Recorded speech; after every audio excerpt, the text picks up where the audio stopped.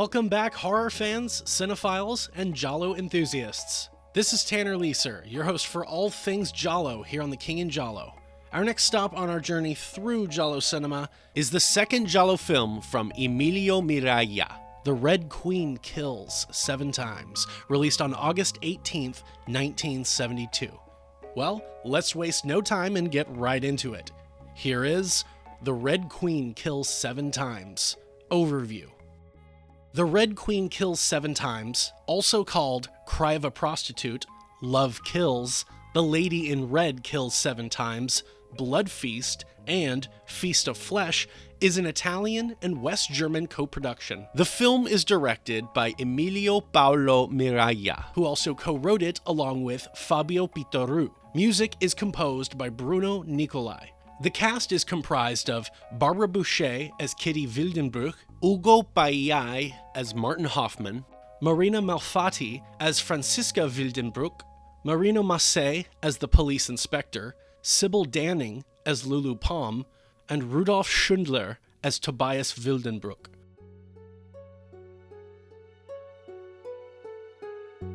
The plot follows Kitty and her sister Evelyn, who grew up haunted by a grim family legend. Every 100 years, a vengeful figure known as the Red Queen returns from the grave to claim 7 lives, 6 seemingly random victims, followed by the reincarnation of her sister, the Black Queen.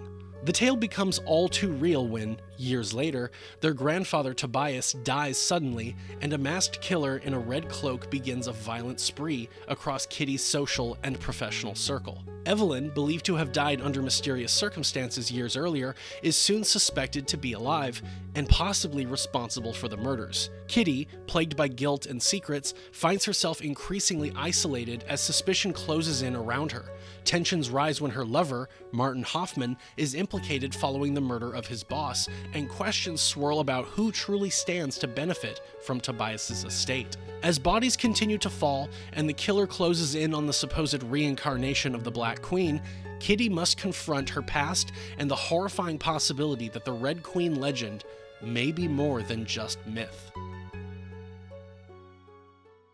The Red Queen Kills 7 Times marked a notable step forward for director Emilio P. Miraglia, especially when compared to his prior giallo outing, The Night Evelyn Came Out of the Grave, 1971.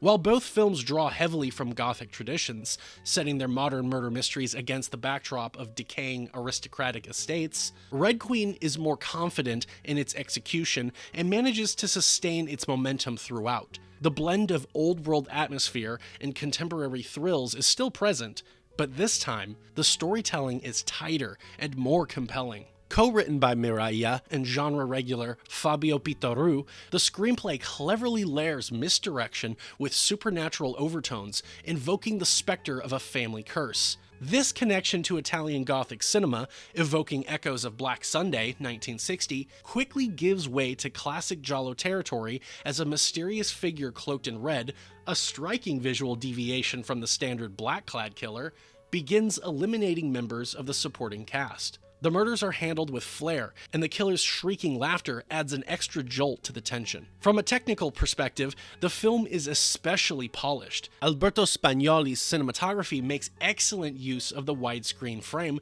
delivering gorgeously composed shots, while the set design and locations, largely shot in West Germany, lend the film an elegant, high-production sheen. Miraglia's direction is more assured this time, with a smoother pace and more fluid visual storytelling than in Evelyn. The climax, featuring a flooded basement and a race against time rescue, feels lifted from a silent era adventure serial, yet it works surprisingly well with the film's heightened tone. Bruno Nicolai's music is another standout element, with a haunting score that ranks among his best. One of the cues even directly references his theme from Jus Franco's A Virgin Among the Living Dead, 1971, creating an eerie sense of intertextual familiarity. Still, the film isn't without its flaws, chief among them being the lack of compelling character development. Kitty, the main protagonist, is one of the thinnest characters in giallo cinema. The audience is given little reason to root for her, and when her buried secret is finally revealed, it has the unfortunate effect of making her appear cold and unlikable. Her lover Martin Hoffmann fares no better, coming off as a callous womanizer with no redeeming traits. The rest of the cast feels like a parade of red herrings with little substance behind their motivations. The actors do what they can with the material, but the script doesn't give them much to work with. Barbara Bouchet, Marina Malfatti, and Sybil Danning are all radiant on screen, but their roles are largely decorative. Bouchet, in particular, had proven in other gialli that she could bring nuance and charisma to even underwritten parts. Here, however, she's mostly asked to model eye-catching outfits, bare some skin, and look perpetually distressed. Her performance feels more like a gesture toward tension than a fully inhabited role. But that's largely the fault of the script, not the actress. Despite its shortcomings in characterization, The Red Queen Kills 7 Times still delivers the stylish thrills fans of the genre crave. It moves at a consistent pace, features strong visuals, and indulges in the sort of glamorous violence that defines giallo cinema. For longtime fans, it remains a reliable go-to, elegant, lurid, and atmospheric. In short, it's giallo comfort food of the best kind. For all its melodrama and narrative convolution, The Red Queen Kills 7 Times excels where it matters most, in mood, murder, and music. Bruno Nicolai's score is a standout, lush, eerie, and propulsive. It adds a layer of class and dread to every scene, elevating even the film's more lurid moments. The kills, too, are inventive and stylish, including one unforgettable moment involving an iron gate that's as shocking as it is visually clever.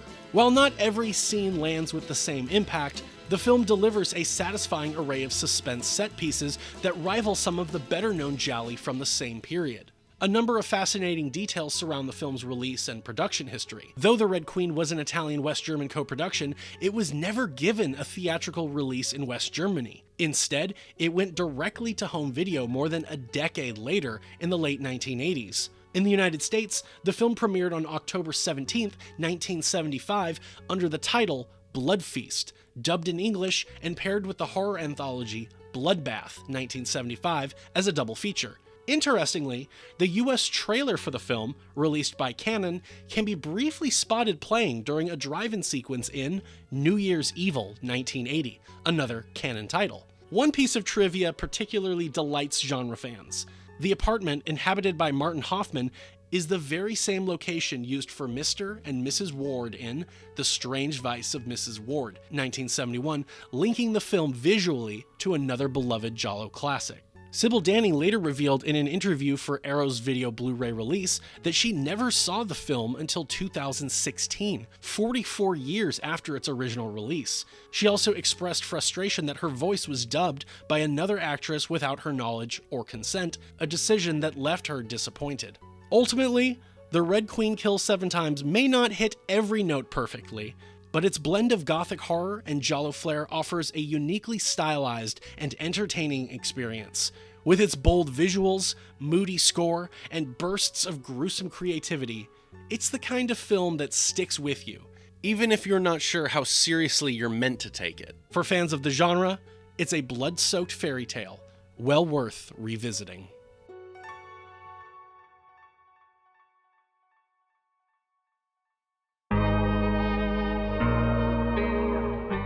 Thank you for watching this overview video.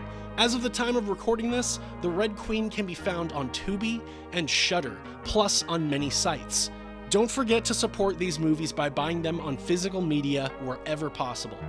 Stay tuned for my unscripted movie review for The Red Queen Kills 7 Times, as well as the Gialli Tally. Comment your prediction for the AZ score for the movie and the final Gialli Tally score.